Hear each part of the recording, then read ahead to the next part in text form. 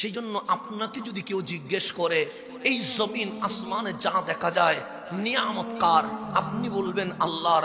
সবচেয়ে বড় নিয়ামত কি? আপনি বলবেন অক্সিজেন। সবচেয়ে বড় নিয়ামত কি? আপনি বলবেন বিবেক। সবচেয়ে বড় নিয়ামত কি? আপনি বলবেন চোখের জ্যোতি। সবচেয়ে বড় নিয়ামত কি? আপনি বলবেন জিহ্বার স্বাদ। সবচেয়ে বড় নিয়ামত কি? আপনি বলবেন আমি হাঁটছি, বসছি, কথা বলছি।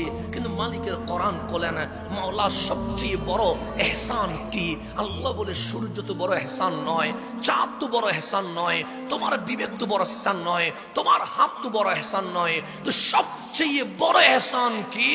আল্লাহ বলে লাকাদ মান্নাল্লাহু আলাল মুমিনিনা ইয বাআসা ফীহিম রাসূলা।